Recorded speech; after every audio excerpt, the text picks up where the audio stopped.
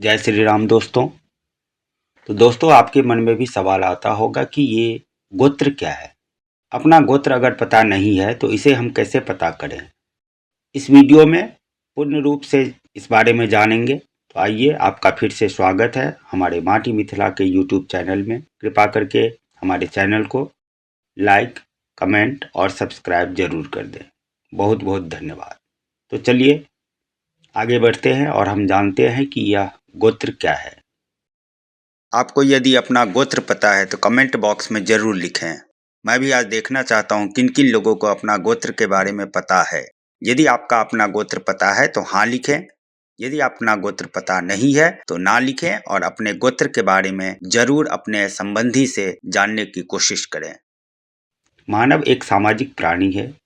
एक सामान्य मनुष्य समाज की बनाए हुए नीति और नियमों का पालन करके ही इस समाज में स्वयं को और अपने परिवार के मान सम्मान को बनाए रख सकता है। प्राचीन मानव समाज द्वारा बनाए गए रीति रिवाजों का हिस्सा है जो यह निर्धारित करता है कि एक व्यक्ति किस पूर्वज की संतान है। एक वंश के सभी वर्ष आयोजित मूल रूप से किसी एक पूर्वज से जुड़े हुए हैं। तो सबसे पहला सवाल आपके माइंड में यही आता है कि यह गोत्र क्या है। मान्यताओं के अनुसार हम सभी ऋषि मुनियों की संतान हैं।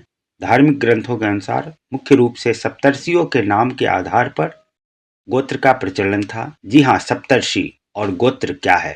पहला अत्रि, दूसरा भारद्वाज, तीसरा भृगु, चौथा गौतम, पांचवा कश्यप तथा वशिष्ठ, सातवां विश्वामित्र। लेकिन समय के साथ साथ यह बढ़ते गए और आज सभी गोत्रों की संख्या लगभग 115 के आसपास हो गई है। एक समान गोत्र वाले लोग आगे चल करके किसी एक ही ऋषि के संतान होने के कारण भाई बहन समझे जाने लगे। मुख्य रूप से यही कारण है कि एक समान गोत्र वाले स्त्री पुरुष विवाह पाप समझा जाने लगा। समाज की दृष्टि से एक समान गोत्र के लड़का और लड़की का रिश्ता भाई बहन का होता है और उनका आपस में विवाह करना सामाजिक दृष्टि से दंडनीय होता था। एक ही गोत्र में विवाह न करने के पीछे एक कारण यह भी है कि एक ही गोत्र में विवाह करने से संतान में आनुवंशिक दोष आने का अधिक रहता है, जो कि आज का मेडिकल साइंस भी कहता है। और संतान में शारीरिक गुण व्यावहारिक में कुछ नया नहीं आ पाता है और सेम होता है। जो रोग यानी कि माता पिता का होगा, पहले से वही रोग होने के चांसेस होंगे। उतनी ही वृद्धि होगी तो कुछ एक्स्ट्रा नहीं मिल पाता है। उनकी दृष्टि में गोत्र, वर्ण और जाति विवाह के लिए कोई बंधन नहीं रखा गया है। इसीलिए समाज नहीं लेकिन कानून इस एक गोत्र में विवाह करने की अनुमति को मान लेता है और कानून के इस फैसले में समाज कभी हस्तक्षेप नहीं कर सकता है।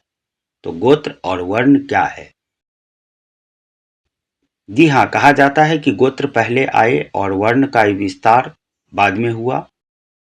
आइए इसे विस्तार से समझते हैं। मनुष्य के कर्म और ज्ञान का आधार पर 4 वर्णों में बांटा गया है: ब्राह्मण, क्षत्रिय, वैश्य और शूद्र यानी कि दलित। इन सभी वर्णों का प्रमुख जातियां वे कहा गया कि इन सभी जातियों में गोत्र भी समान रूप से पाए जाते हैं। इसका कारण यह है कि वर्ण व्यवस्था के अनुसार व्यक्ति के गुण, कर्म और व्यवहार जिस वर्ण से संबंध रखते थे उसे उस वर्ण का हिस्सा बना दिया गया, चाहे वह किसी भी गोत्र से संबंध क्यों न रखता हो।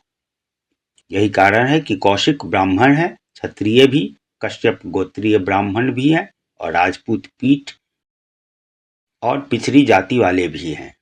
तो अब यह सवाल आता है कि अपना गोत्र पता करने की आवश्यकता क्यों है, या गोत्र का प्रयोग किन किन कार्यों में होता है। क्यों हम जाने हमारा गोत्र अस्तित्व। मुख्य रूप से गोत्र का प्रयोग विवाह संबंध स्थापित करते समय और सभी प्रकार के धार्मिक कार्य जैसे कि विशेष पूजा अनुष्ठान, गृह प्रवेश पर हवन, यज्ञ इत्यादि के समय किया जाता है। विवाह में लड़का लड़की और उनके माता और दादी का गोत्र का मिलान किया जाता है इत्यादि।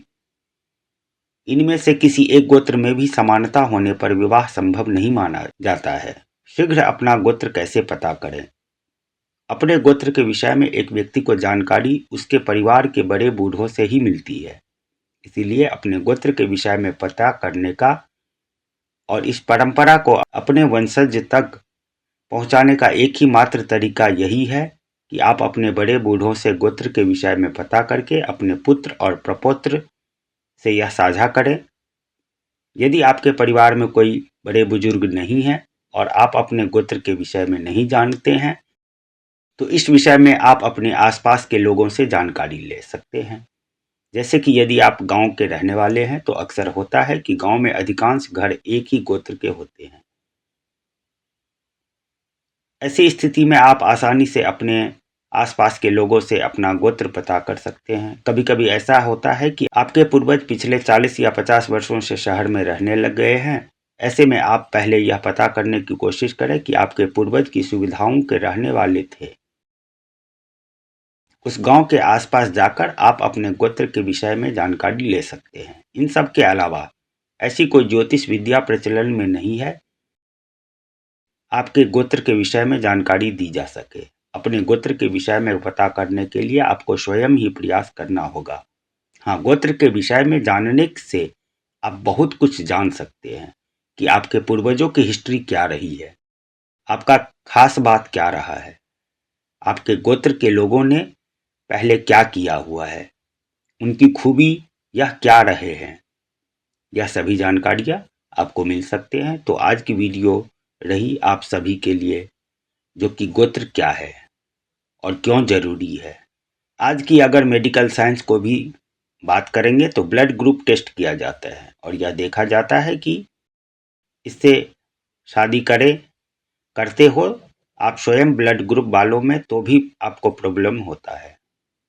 तो यह भी एक टेस्टिंग उसी प्रकार की है। तो ऋषि ने पहले ही बता दिया था कि हम सभी के लिए क्या बेहतर है, और गोत्र जो अलग किए गए हैं वह इसी आधार पर किए गए हैं, जो कि बहुत फायदेमंद रहते हैं।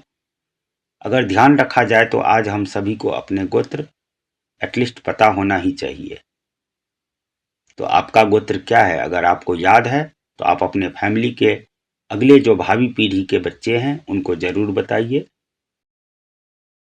आपको यदि अपना गोत्र पता है तो कमेंट बॉक्स में जरूर लिखें।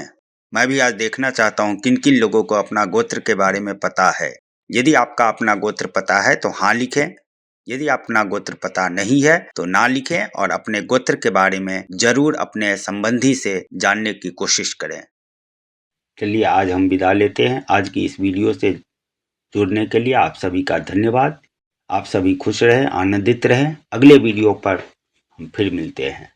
आप सभी का बहुत बहुत धन्यवाद।